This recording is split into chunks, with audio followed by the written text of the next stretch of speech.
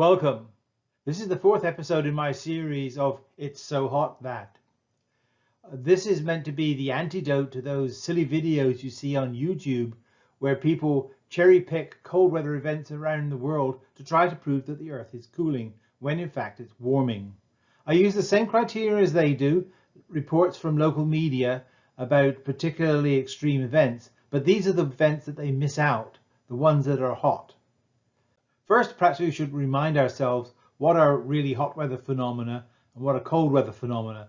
And sometimes these videos mix these up. Obviously, heat waves, thunderstorms, hail, tornadoes, hurricanes, droughts, fast retreating snow and ice, torrential rain, and high humidity are all high temperature phenomena. Cold weather phenomena are things like cold snaps, snowstorms, sleet, freezing rain, frosts, advancing snow and ice, and low humidity. There has been a massive outbreak of grasshoppers in Montana. They thrive in hot, dry weather. They're competing actually with cattle for the food that's available from the grass and such like in the state. And this could eventually lead to an increase in food prices. What do you get when you get hot, dry weather? You get large wildfires, and there are over 45 of them burning in the western states, with the exception of Washington. So far, 820 square miles have been burned. This is nearly 30,000 fires so far this year, most in a decade. One would think that tornadoes really only occur in the United States, but that's not true. However, the Czech Republic was just hit with a tornado with winds of over 300 kilometers per hour. It destroyed houses and caused power outages. Many were injured, and I believe as many as 3 were killed. Heavy rains have hit India. It's the beginning of the monsoon season. There has been an orange alert for Madhya Pradesh. It has already received 80% more rain than is usual for this area by this time of year. We all know that England gets a lot of rain. However, flash flooding is not usual in the United Kingdom, and a section of a motorway, the M42, was closed due to a huge thunderstorm. Homes are flooded for the first time ever. Meanwhile, the east of London was hit by a tornado, again, something that doesn't usually happen in this part of Europe. You'll often see in some of these other videos pictures of snow-like substance covering the ground in the middle of summer. This isn't snow, this is hail. And one of these massive storms hit Iowa this week, when the temperature was 81 degrees Fahrenheit, that's 27 degrees centigrade. It dumped inches of fine-grained hail all over the state, and some people even went to the extent of making hail angels. The hot weather is making less snow in Yellowstone.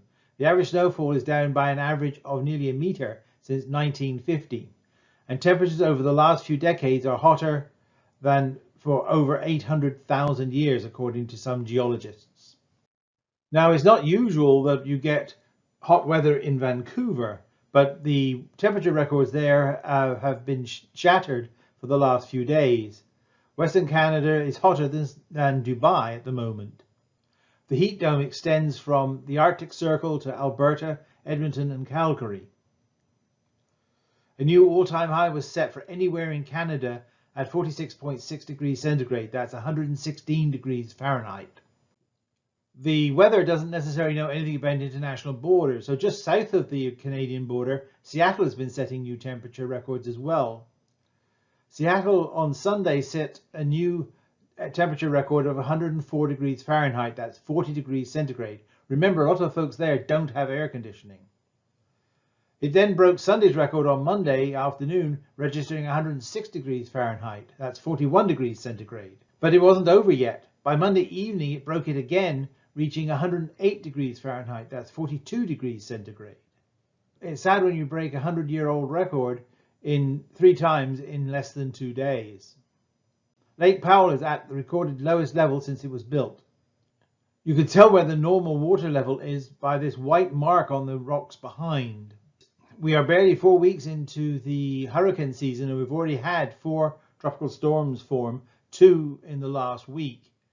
The third tropical storm of the season is called Claudette, and it brought heavy rain to the southern states of the United States. A fourth tropical storm, Danny, formed and is bringing heavy rains to South Carolina as I record this. So let's end with an overview of the overall situation.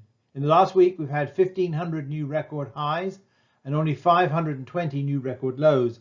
That's a ratio of about 3 to 1. The conclusion from that is that the Earth is still warming. And so until next time, stay cool and goodbye.